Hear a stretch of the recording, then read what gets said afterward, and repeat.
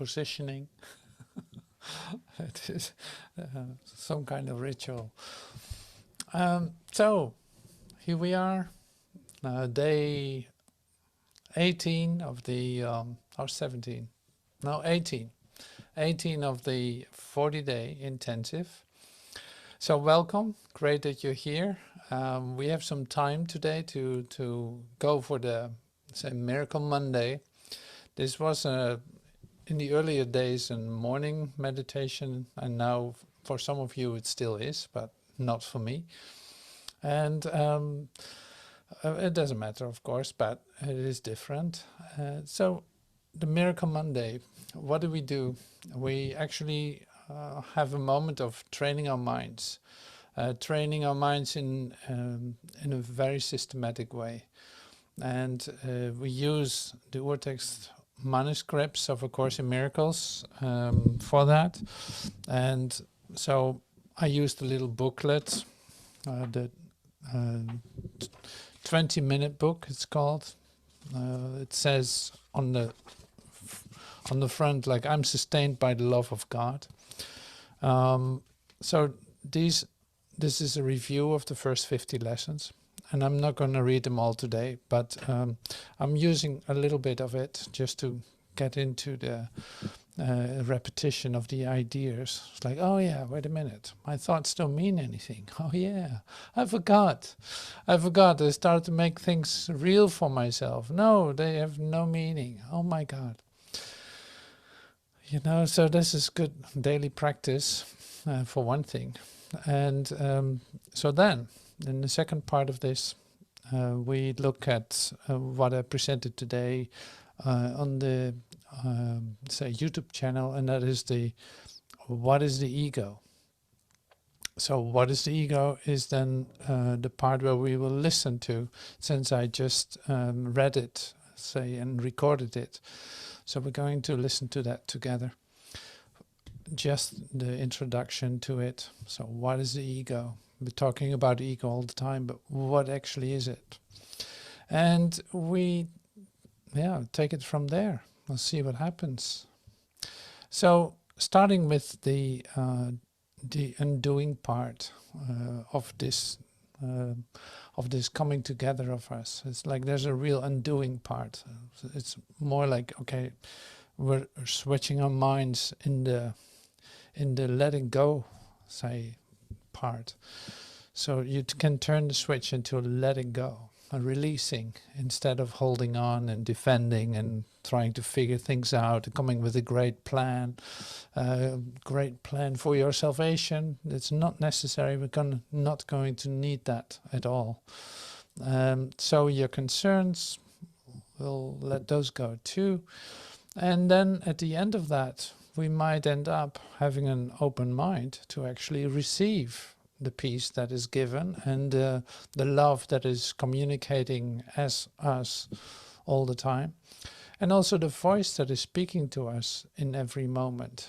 And you will not hear that if your mind is completely cluttered with ideas and with, say, incredible plans for your own salvation. So we let it go. So the first, say, 10 lessons or so in the review, in this little booklet, in the review will be very helpful for you to say, set your mind in the letting go mode. Release, let go. No, that's not it. No, let go, let go. So this goes on and on and on. You will feel that when I start to read this and you starting to actually practice what it says. So let's start with that. It's a really good undoing meditation, active meditation. So nothing I see means anything. The reason this is so is that I see nothing and nothing has no meaning. It is necessary that I recognize this, that I may learn to see. What I think I see now is taking the place of vision. Christ vision. I must let it go by realizing it has no meaning, so that vision, Christ vision, may take its place. What I think I see now, I'll repeat it once more. What I think I see now is taking the place of vision. I must let it go by realizing it has no meaning, so that vision may take its place.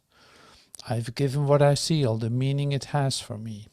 I've judged everything I look upon, and it is this and only this that I see. This is not vision, it is merely an illusion of reality, because my judgments have been made quite apart from reality. I am willing to recognize the lack of validity of my judgments, because I want to see. My judgments have hurt me, and I do not want to see according to them. So this is all helping you to go within, not anywhere else. I do not understand anything I see. How could I understand what I see when I've judged it amiss? What I see is the projection of my own errors of thought. I do not understand what I see because it is not understandable. There's no sense in trying to understand it. But there's every reason to let it go and make room for what can be seen and understood and loved. I can exchange what I see now for this merely by being willing to do so. Is not this a better choice than the one I made before? These thoughts do not mean anything. The thoughts of which I am aware do not mean anything because I'm trying to think without God. What I call my thoughts are not my real thoughts. My real thoughts are the thoughts I think with God. I am not aware of them because I have made my thoughts to take their place. I am willing to recognize that my thoughts do not mean anything and to let them go. I choose to have them be replaced by what they were intended to replace. My thoughts are meaningless, but all creation lies in the thoughts I think with God. I'm never upset for the reason I think. I'm never upset for the reason I think because I'm constantly trying to justify my thoughts. I'm constantly trying to make them true. I make all things my enemies so that my anger is justified and my attacks are warranted. I have not realized how much I've misused everything I see by assigning this role to it. I've done this to defend a thought system that has hurt me and that I no longer want. I'm willing to let it go. I am upset because I see what is not there. Reality is never frightening. It is impossible that it could upset me. Reality brings only perfect peace. When I'm upset, it is always because I've replaced reality with illusions I made up. The illusions are upsetting because I've given them reality and thus regard reality as an illusion. Nothing in God's creation is affected in any way by this confusion of mine. I'm always upset by nothing. I see only the past. As I look about, I condemn the world I look upon. I call this seeing, making them my enemies. When I have forgiven myself, I hold the past against everyone and everything, making them my enemies. When I've forgiven myself and remembered who I am, I will bless everyone and everything I see. There will be no past and therefore no enemies, and I will look with love on all that I failed to see before. My mind is preoccupied with past thoughts. I see only my own thoughts, and my mind is preoccupied with the past. What then can I see as it is? Let me remember that I look on the past to prevent the present from dawning on my mind. Let me understand that I'm trying to use time against God. Let me learn to give the past away, realizing that in so doing, I'm giving up nothing. I see nothing as it is now. If I see nothing as it is now, it can truly be said that I see nothing. I can see only what is now. The choice is whether to see the past, or the present. The choice is merely whether to see or not. What I have chosen to see has cost me vision.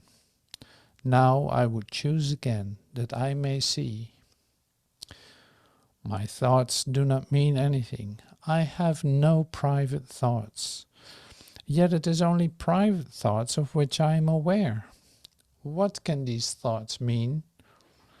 They do not exist, and so they mean nothing. Yet my mind is part of creation and part of its creator.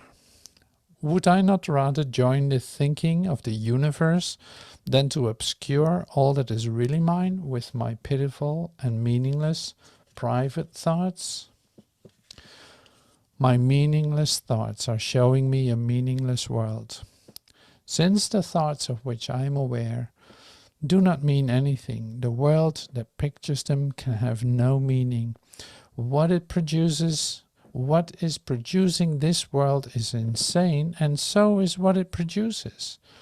Reality is not insane, and I have real thoughts as well as insane ones. I can therefore see a real world if I look to my real thoughts as my guide for seeing. I am upset because I see a meaningless world. Insane thoughts are upsetting. They produce a world in which there is no order anywhere. Only chaos rules a world that represents chaotic thinking, and chaos has no laws. I cannot live in peace in such a world. I am grateful that this world is not real, and that I need not see it at all, unless I choose to value it. And I do not choose to value what is totally insane and has no meaning. A meaningless world engenders fear. The totally insane engenders fear because it is completely undependable and offers no grounds for trust. Nothing in madness is dependable. It holds out no safety and no hope. But such a world is not real. I have given it the illusion of reality and have suffered from my belief in it. Now I choose to withdraw this belief and place my trust in reality. In choosing this, I will escape all the effects of the world of fear, because I am acknowledging that it does not exist. So these are the first 13 lessons in review then, because the original lessons are just like a daily lesson kind of setup that you do one day at a time, the 1st of January in the new year, for instance, of whenever you start the course.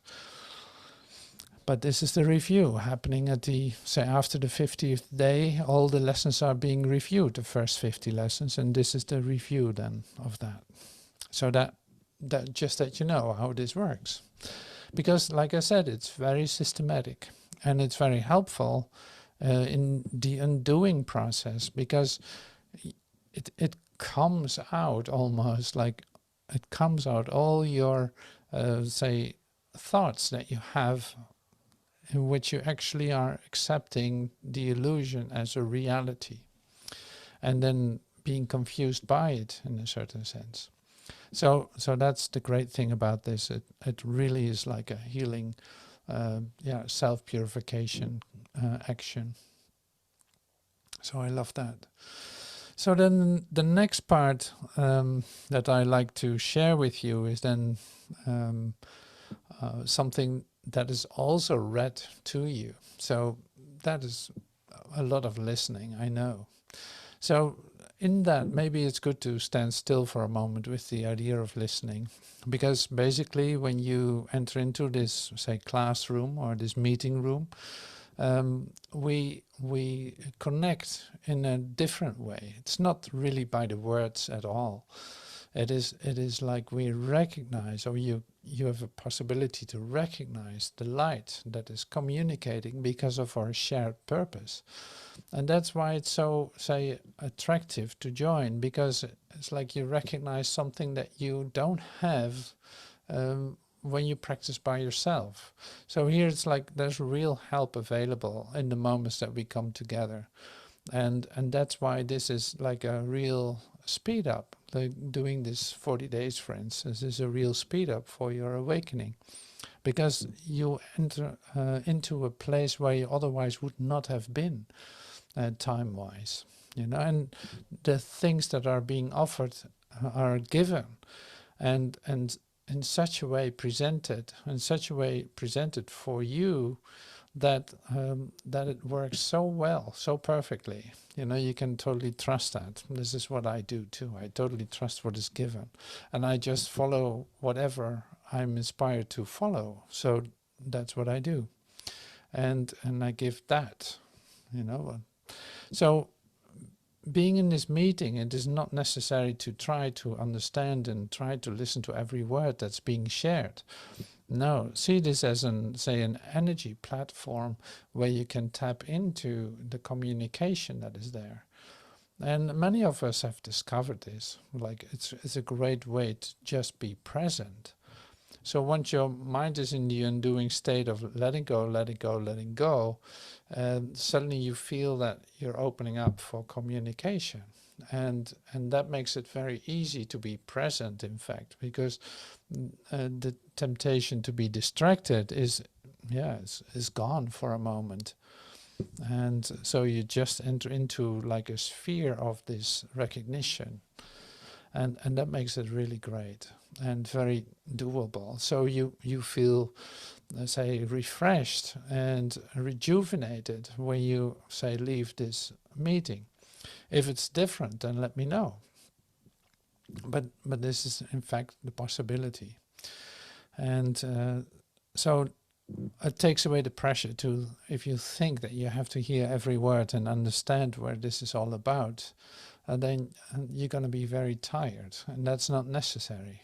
So, in other words, cancel out your intellect. Let go of any idea that you can hold about this and just tap into the communication that is here. And open that up in you as far as you can. So to discover like new places in your consciousness where you deeply feel what is actually going on. That's what that is about. And maybe feel a moment of peace so deeply that you are like, wow, I can't believe it, that this is occurring to me. That is in fact the offering. So to keep your attention, which I try to do anyway, is then for me, like I use anything to have you present here. So that is also with the Course in Miracles and reading this, but also what we're going to watch in a moment, what is the ego introduction, and not that will educate you how to become an ego. No, it's more to recognize like, oh my God, that's an ego. Oh yes, that definitely is an ego. And I recognize the way that I behave myself very much in it. Or the belief system that I have, I still recognize parts of it are totally, say, ego mind. And so there's more to let go of, in fact. So that is also the invitation to why we're listening to this. So it's not to become a huge ego or anything like that, but allowing the undoing in facets of it that you did not realize were part of it too. All right, so I'm going to share a screen with you with what's it called, a YouTube video, and at the same time I will try to I can play this too, but then you see the screen, which is also interesting. So this is the picture. So there are prayer lessons connected to it. And we're going to do some of them today, but not all of them, of course. That's not necessary either. So now I'm going to play this at the same time. So that's not so difficult. So here we go. It's just 4 minutes or so, or even shorter. Complete 7-volume combined edition. Volume 2, Part 2, Section 12. What is the ego? The ego is idolatry, the sign of limited and separated self, born in a body, doomed to suffer, to end its life in death. It is the will that sees the will of God as enemy and takes a form in which it is denied. The ego is the proof that strength is weak and love is fearful, life is really death, and what opposes God alone is true. The ego is insane. In fear it stands beyond the everywhere, apart from all, in separation from the infinite. In its insanity it thinks it has become a victor over God himself, and in its terrible autonomy it sees the will of God has been destroyed. It dreams of punishment and trembles at the figures in the dream, its enemies who seek to murder it before it can ensure its safety by attacking them. The Son of God is egoless. What can he know of madness in the death of God when he abides in him? What can he know of sorrow and suffering when he lives in eternal joy? What can he know of fear and punishment, of sin and guilt, of hatred and attack, when all there is surrounding him is everlasting peace, forever conflict-free and undisturbed, in deepest silence and tranquility? To know reality is not to know the ego and its thoughts, its works, its acts, its laws, its beliefs, its dreams, its hopes, and its plans for its salvation, and the cost belief in it entails. In suffering, the price for faith in it is so immense that crucifixion of the Son of God is offered daily at its darkened shrine, and blood must flow before the altar where its sickly followers prepare its feast of death. Yet will one lily of forgiveness change the darkness into light, the altar to illusions, to the shrine of life itself, and peace will be restored forever to the holy minds which God created as his Son, his dwelling place, his joy, his love, completely his and completely one with him. That's great to have a guy read it like that. That's kind of... I know, it sounds kind of familiar.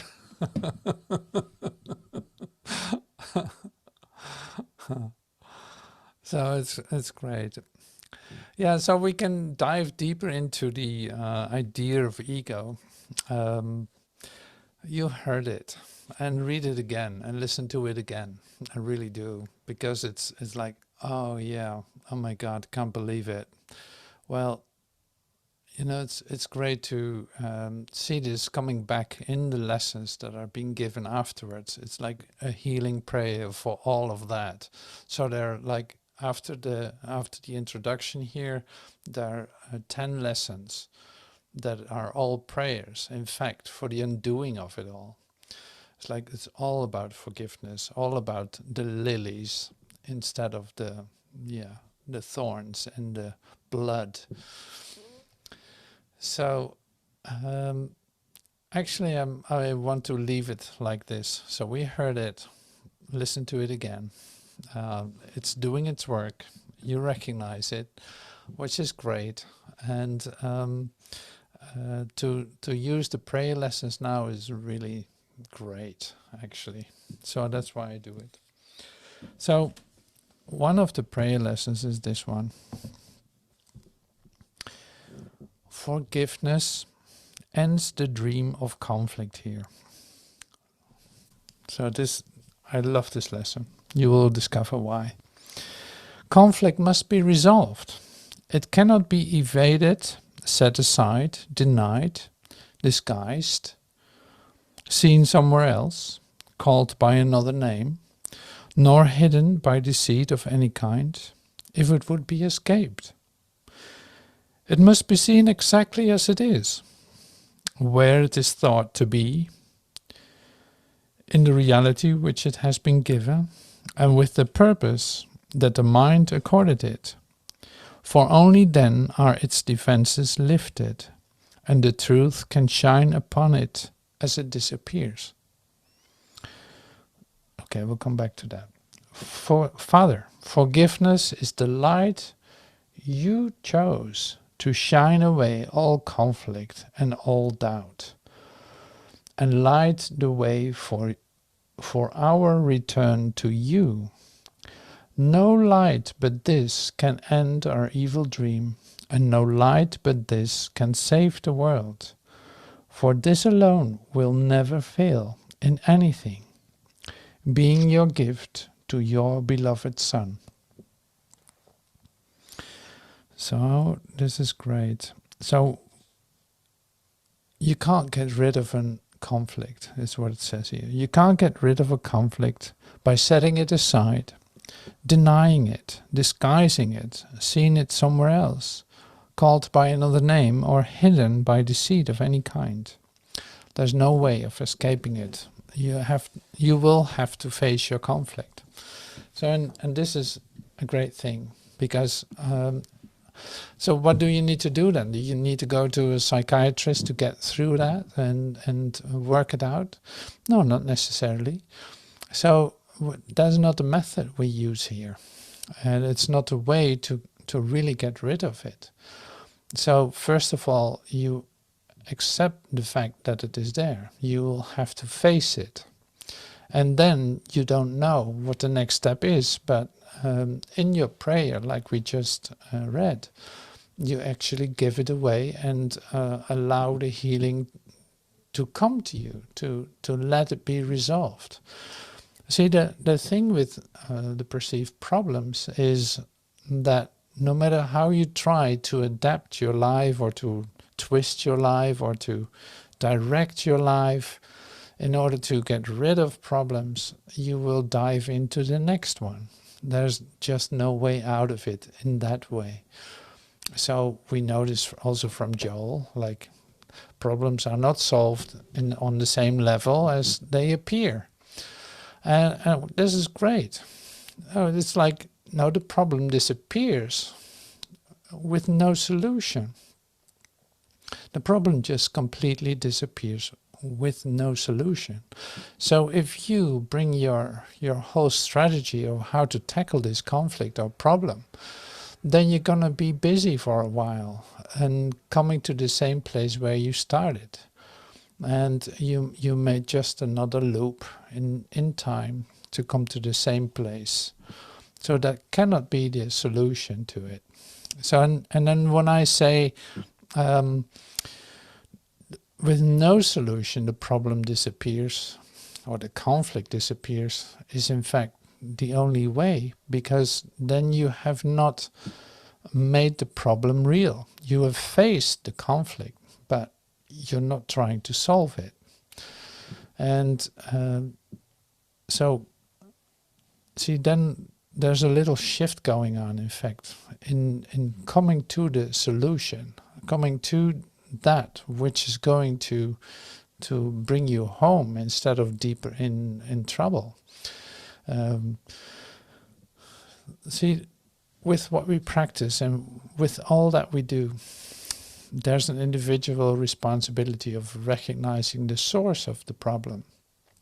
It's like, it's right here. Okay, so in my doings, I'm the responsible for that. What comes to me, what I perceive, in fact. But then it stops. The only thing that I need to do then is, in fact, allowing myself to connect with my source and see that I'm an effect of the source. And I'm not like, okay, I'm in this little dream, the cause of the conflict, but the only way out of that will in the end be that I say, go within and recognize that I'm the effect of source, instead of my outer world experience of something going on and bringing me conflict. So what I'm directing you at is that what we practice here very actively, in fact, in the meeting, is like going within, connecting with what is real, letting go of thoughts so that your consciousness opens up and that you become receptive for the light and love that is being given to us in this moment.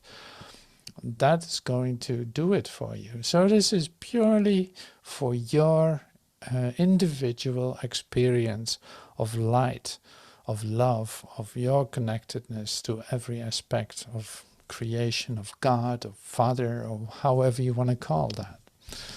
It's like that is in fact where this is all directing to, and what your only solution will be. So the ways to get there, your ideas about it are not going to be too helpful in a certain sense either. You know, it's not going to be too helpful. So there's a perfect plan working, and you follow that. So the things that are coming up for you to do, you do. And the moments that you can take for yourself, or that you practice for yourself, to go within and feel that connection like we can do now, it's like you feel, you open yourself up to experience that, is like totally helpful in this process. Because then it is like seek first the kingdom, you know, seek first the kingdom. Before you do anything, before you make or you try to do your plan, or having your great ways of dealing with stuff, like before all that, just say, go within. Seek first the kingdom. You know, you want to have a glimpse of the kingdom before you do anything. Then everything falls into place. Then there's no, it's like you have your reference point in the right place. All other things, like all things are going to be added unto that. But first the kingdom. First you say like, okay, well, I'm not of this world. I have to let go of what I think is going on here. I'm letting go of my thoughts and concerns. I go within and open myself up for a new experience of connectedness. So that is in fact the story here.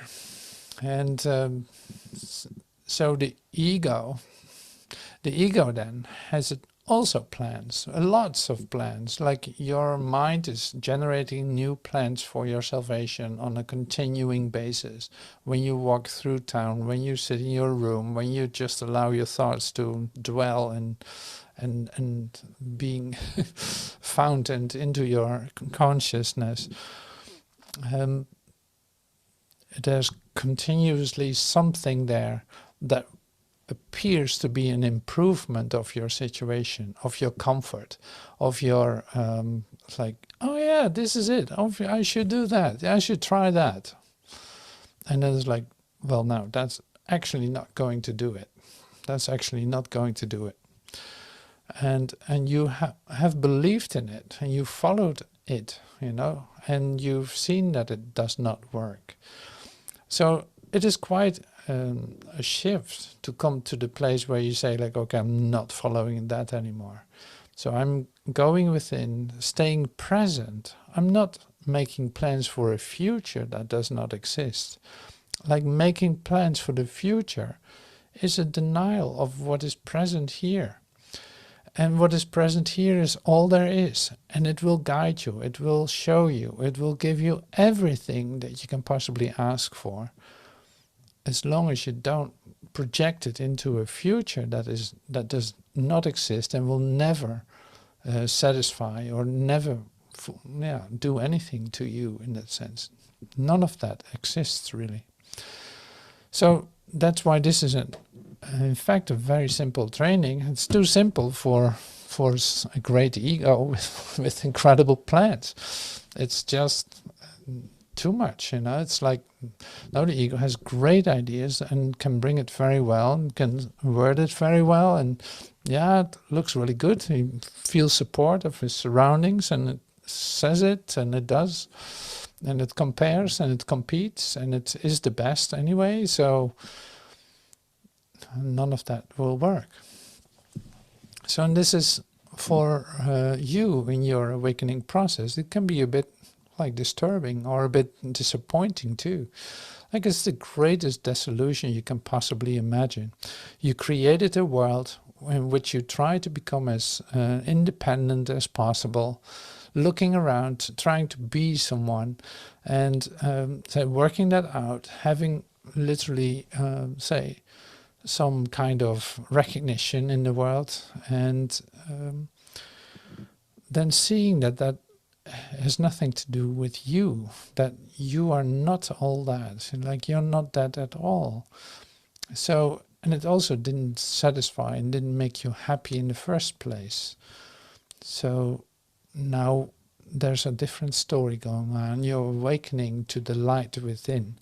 You're going to relax deeply into your consciousness to have a whole different experience of yourself, and say at the same time moving through a process in which this undoing is slowly but certainly soaked out of you. I could say it's like it's a soaking. You're soaking in the light, and things are being undone. It's in fact like that. So that's an interesting process, like a totally unique moment in time in which that is occurring to you. So that's great. It's happening and it's working. So your the plan made for you, for the salvation of you, is whole and complete. It works 100% every moment of the day. That means also that your plans for it, you can drop those. In fact, like you don't need to come up with a program of let's make, and let me know your name, like let's make America great again, like let's make me great again. No, it's not necessary. All that does not add anything to it. So in that sense, there's not so much asked of you, but to come into the still place inside yourself where you allow this process to occur. Whether that's going to bring you happiness right away, whether that's going to bring you a lot of tears, whether that's going to move you through all kinds of hoops and very interesting energies and intensities. No matter how this is looking, like nobody tells you that it will be easy. Not at all. No, because it's an undoing of like lifetimes of denial, in fact. Like lifetimes of trying to behave like a human being and trying to defend that. And putting all your trust in it and all your certainty and being disappointed all the time. So you're so familiar with the idea of disappointment and failure. It takes a moment for you to leave that idea and allow perfection and wholeness to come to you, and joy and extension. It just takes a moment, and that's all right too.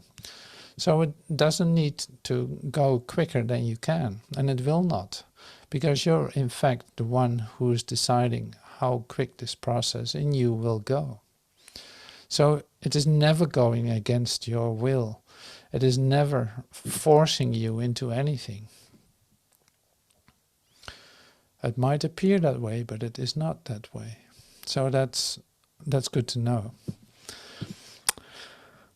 All right, so I think we can read another one of those beautiful prayers.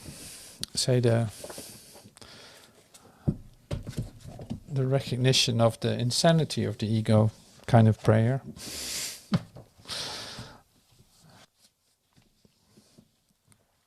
See, one very practical one, for instance. You can practice it today immediately.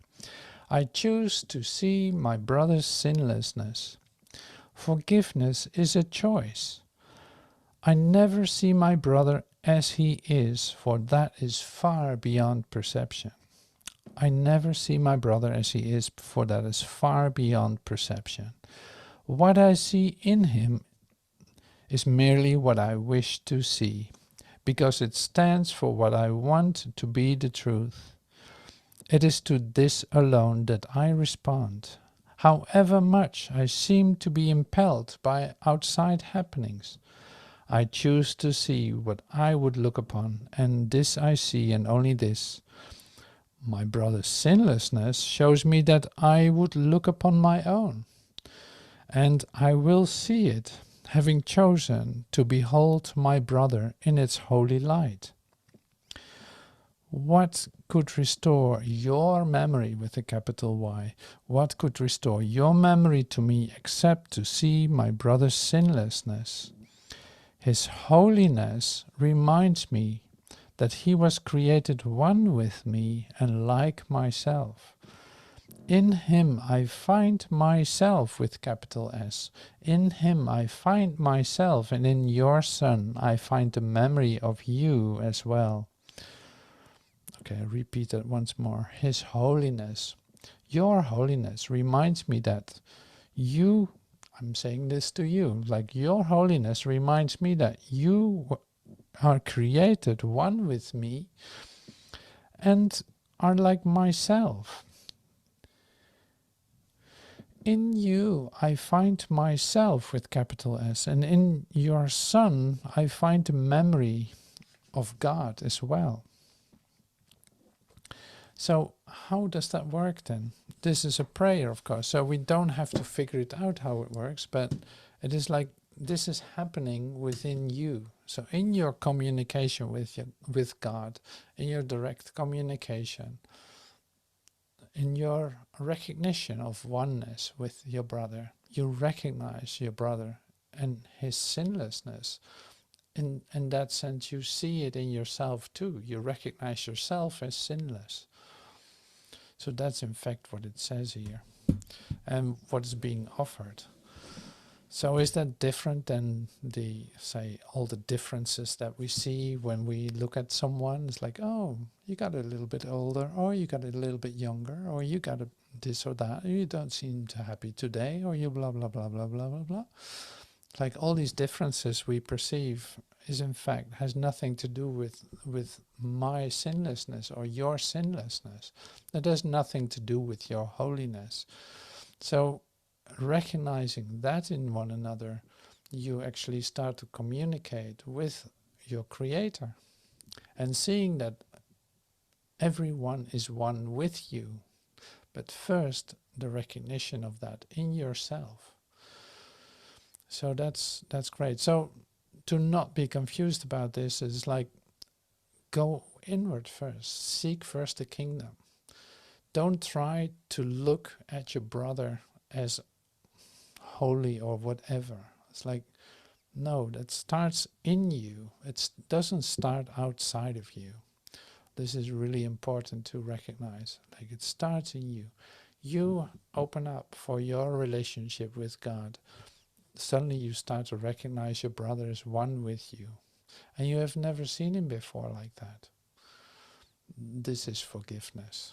This is awakening to the truth in you. And that, say, the byproduct of that is that you see your brother's sinlessness and actually are, say, experiencing that you're one with him. So that resolves a lot of conflict, doesn't it? So you don't have to compete and fight over differences that are not there. Unless you still love to do that, then you can spend your time like that, of course. Nobody's taking that away from you. But there's a different experience being offered here. So thank you so much for this, say, short, intense moment of Mind Training Monday. And I hope to see you soon. Yeah, thank you. Thank you so much.